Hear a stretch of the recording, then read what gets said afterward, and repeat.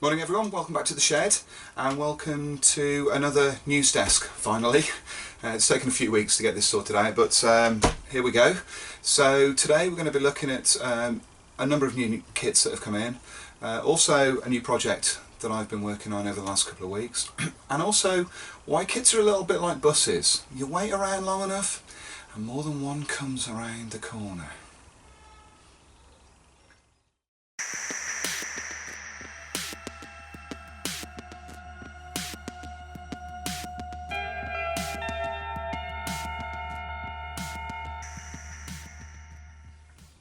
So here we are, morning after the night before. The referendum's now over and we've voted to leave the EU, leave all that behind. The population of the United Kingdom have had their say. We've also, looks like we're going to have a new Prime Minister, and Donald Trump's over here to open up a new golf course. Difficult to know where to go with any of that really. So I thought I'd try and add something a little bit lighter to the proceedings today and hopefully take your mind off the politics that are surrounding us for the next billion years. So today's news desk is going to deal with some new kits, as we mentioned earlier on, and also a new project that I'm working on, which I think some of you probably have seen by now, and hopefully you'll enjoy my thoughts on that. It's kind of an odd thing doing one of these videos, although I'm sort of now getting used to the idea of showing you step by step how to do certain things, natural metal finishes or whatever. Doing a news desk seems like a slightly odd conceit, because I know that you can get all of this information online and from magazines and that kind of thing. So presenting you with my thoughts on new kits, kind of face to video, seems a slightly bizarre thing to do. But hopefully you enjoy all of that, and it at times, you know, it gives you some useful information, and also perhaps, you know, makes you smile slightly. We all kind of need that at the moment, I think. And so over the next sort of 10-15 minutes, we can maybe take our minds off all of the other serious stuff that's going on. So with that out of the way, and with our referendum now out of the way, let's get started. So a couple of things. First thing is, been working on a new project, big old build. 30 odd years ago I saw a model at the IPMS National Championships of a 24 scale Harrier T4, built by a young guy called David Haggis, who I think at the time was probably only about 15 or 16, extraordinarily, and he'd planted this model down on the competition tables, walked away with the junior best to show, and it left such an indelible mark on me. I couldn't get past the idea that I wanted one of these models. 30 odd years on, I thought I'd give it a go. So this is the result of some work that I've done on this thing. There's going to be a huge amount of scratch building. I've blogged most of what I've done on this so far, but this gives a good idea of where we are. Got two fuselage arms. See how big these things are. And what I've done so far is to extend the nose, this bit here, and you can see inside what that's entailed. On the real aircraft it's like a 47-inch addition, so that the second cockpit goes in here. So that's meant extending this fuselage out. I've used so far plastic card, plastic rod, a lot of super glue, a lot of liquid glue as well, which I'm starting to regret. I can't really get rid of the ghost seams, which is annoying me slightly. So I've let it all set up, I've sanded it off, filled it, and this has now got 6 or 7 layers of primer on it, which I'm waiting to dry. Hopefully by the time I finish sanding all this down it'll be nice and smooth, and I can start working on the cockpit interior, building the bulkheads, that kind of thing. As you can see, it's already a big model. I'm going to add another section onto the tail as well, so this will be perhaps the biggest aircraft I've built so far. We'll see how that looks. I've given myself a deadline of the National Championships this year, which is almost the end of November. So it gives me plenty of time to do this, but given how long it's taken to put this plug in, I'm starting to wonder. But everybody else has kind of got involved in this so far. I've had offers of help from Tim Perry. Also, Peter from Airscale has provided me with some prototyped instrument panels that I can use inside the cockpit. Andy King has sent me a whole file of images, and also David Haggis, who built the original model, has very graciously been in touch and supplied me with some other images behind the seats that I didn't have. So now I've got a huge amount of material. I've got to try and work out where I can draw the line now. That's a slight snag. So anywho, that's the model as it stands. You'll have probably seen some of this on my Facebook page and also on my blog. This is what it's all about. Hopefully within the next few weeks start to see some real construction being done on this, like I say, working on the formers, getting the cockpit structure into place, and then I can start adding some detail. We will see. So if I stick all that over there, out of the way. So it looks as though, changing the subject slightly onto armour, it looks as though, along with the Gepards that have come from Meng and Takom to join Tamiya's old kit, we're now going to be getting M113s. We've had M113s from Tamiya and Academy in the past. Now we're going to be getting M113s from Takom and AFE Club. Like I say, model kits are like buses. You wait around long enough and you get a whole line of them coming through. I can't say that I'm unhappy about the idea of M113s coming through. They've been used pretty much everywhere, and it's kind of an attractive subject, despite the fact that it's kind of a box on wheels. But it's a cool kind of thing, and I think that'll open up all sorts of possibilities. Don't really know what marks they'll do just yet, but I would imagine they'll be covering a lot of bases. So be interesting to see what they look like, and also compare them as well. AFE Club have produced some stellar kits over the past few years. Takom are starting to really improve the look of what they're producing as well. So I think it'll be a good head-to-head, and it'll give fans of that little vehicle plenty to have a go at over the coming months. No release dates as yet. Hopefully it'll be this year. We can see what these things look like, and obviously when we get more information we'll kind of bring it to you. Moving on from that, we've had some kits sent through from the Hobby Company. First of which is this. This is a great release. First saw this in Nuremberg last year, I believe, or certainly I'd seen some information about this at the show. It's finally been realised. Bell-Kits have produced a model of Timo Mäkinen's Escort RS 1600 Mark 1, which is a fantastic choice for a kit. Great looking car, really successful as well. The detail inside this is really superb. It kind of looks like a Tamiya kit, really, the way that it's presented in here. There's plenty of detail to take a look at.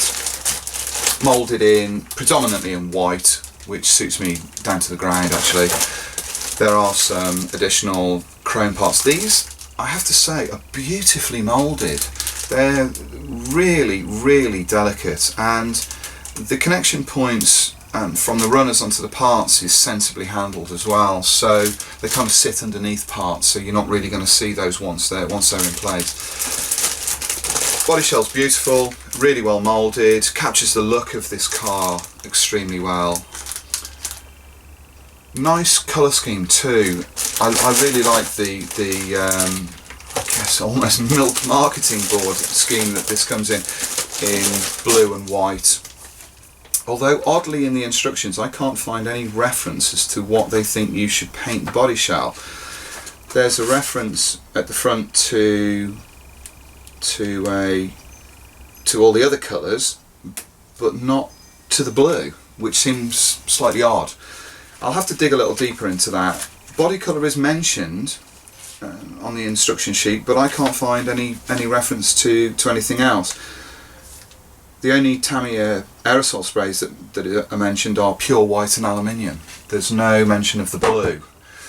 It's like a sky blue kind of colour. All of the white sections on the bodywork are presented on the decal sheet, which you can see here, so you can see all of the white.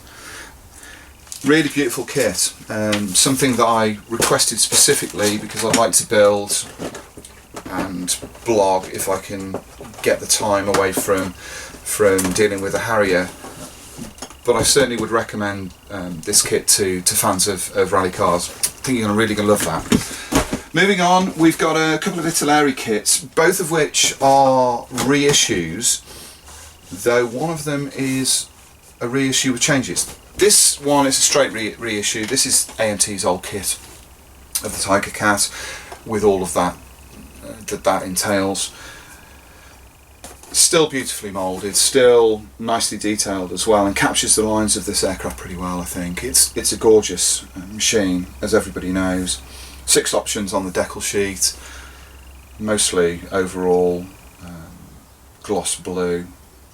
The most interesting one is a Cherry Point aircraft that's in blue with red trim, no, with orange trim on it, which I think is the one that I'll be building. This has been sent in along with a number of other aircraft kits for Model Airplane International, so this won't be dealt with away from that magazine, but it will be a build that I'll complete, but it'll be a build that's specifically for Model Airplane.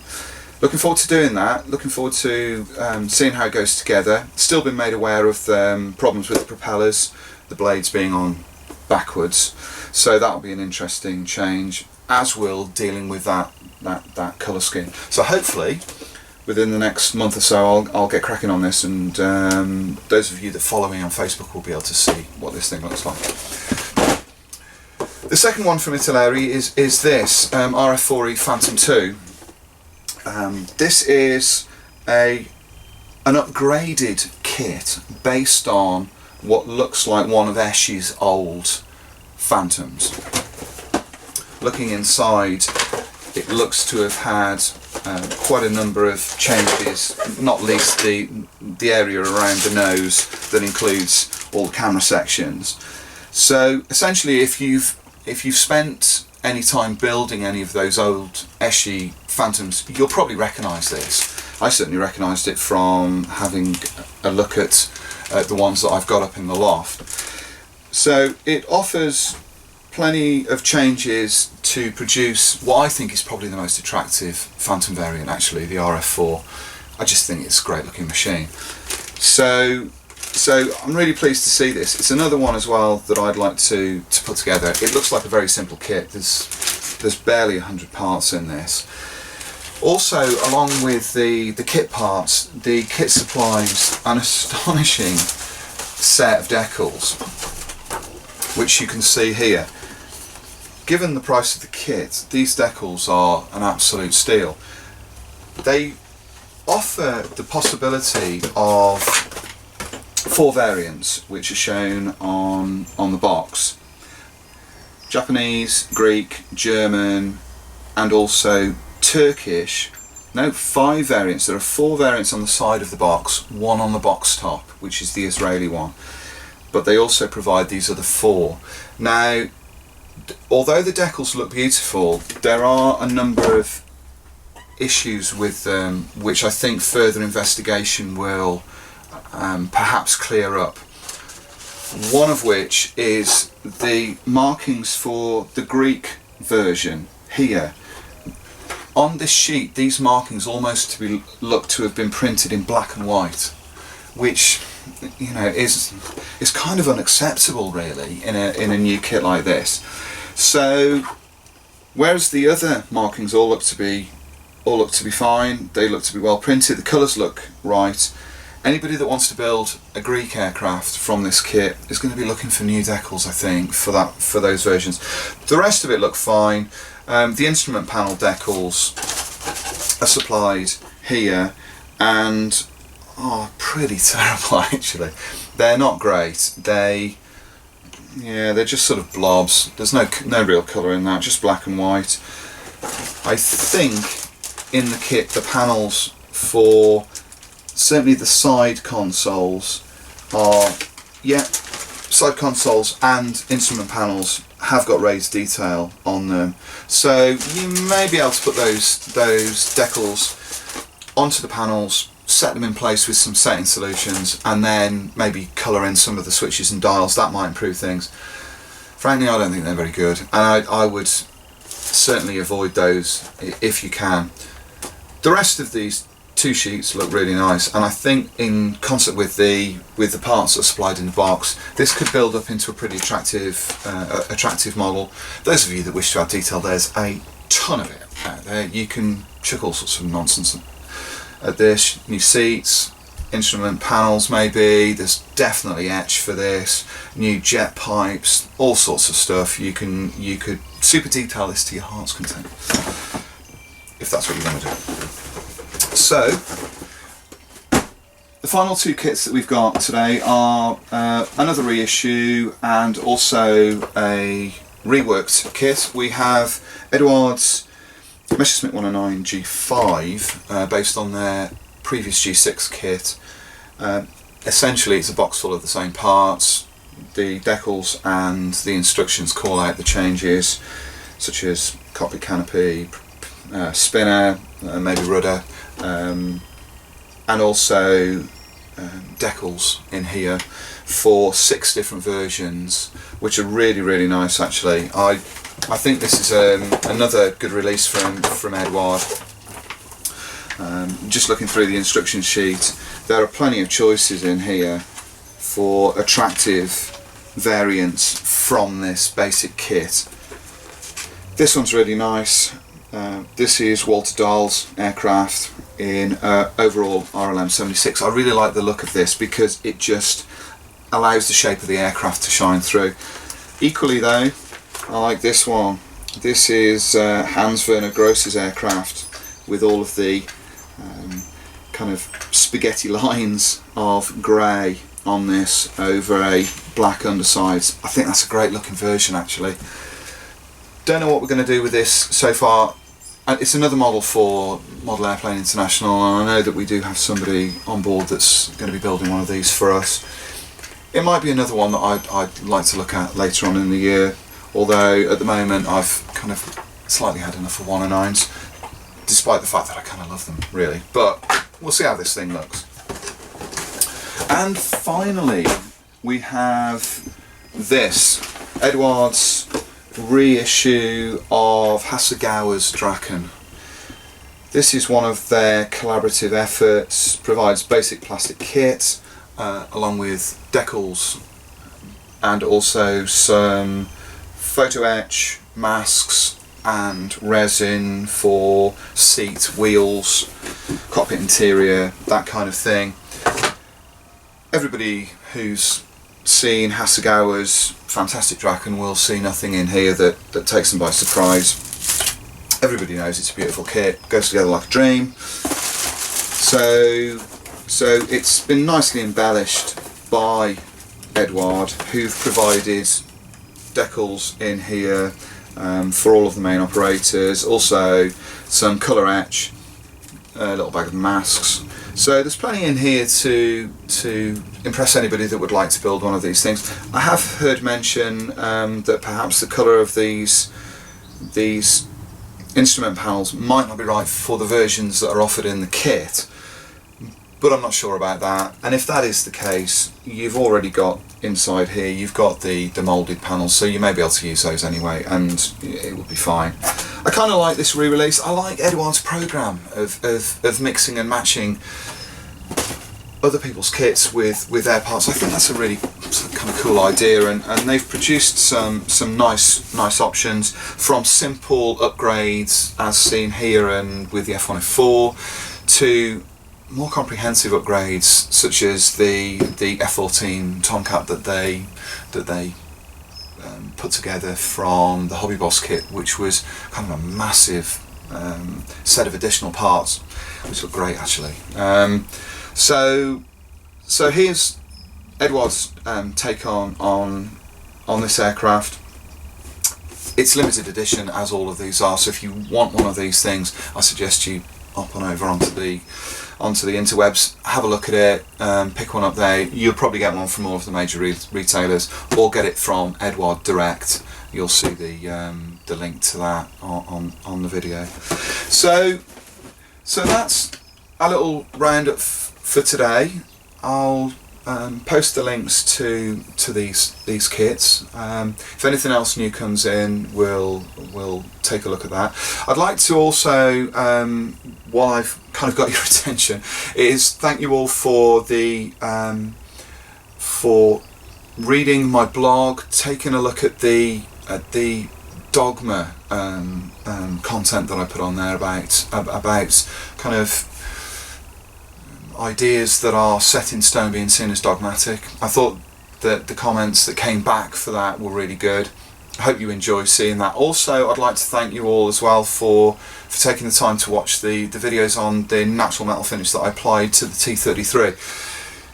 It was kind of a stretch to get them all over 3 videos, but hopefully when they're all combined you'll have enjoyed those, and that will have been useful to you. Natural metal does put people off, and so if we can find simple systems to create that finish, then I hope that proved useful. So this is the end of my news desk for today. Sorry it's taken so long to come up with a new one of these. Hopefully next week I'll be able to create another how-to feature, depending on how work goes. If I've got some time, I'll do that, and hopefully by then the dust will have settled over the referendum, which everybody is still going to be talking about years from now, no doubt. History in the making, I think. So have a great weekend, be nice to each other, and thanks very much for watching this video. I'll see you again very soon. Cheers, bye now.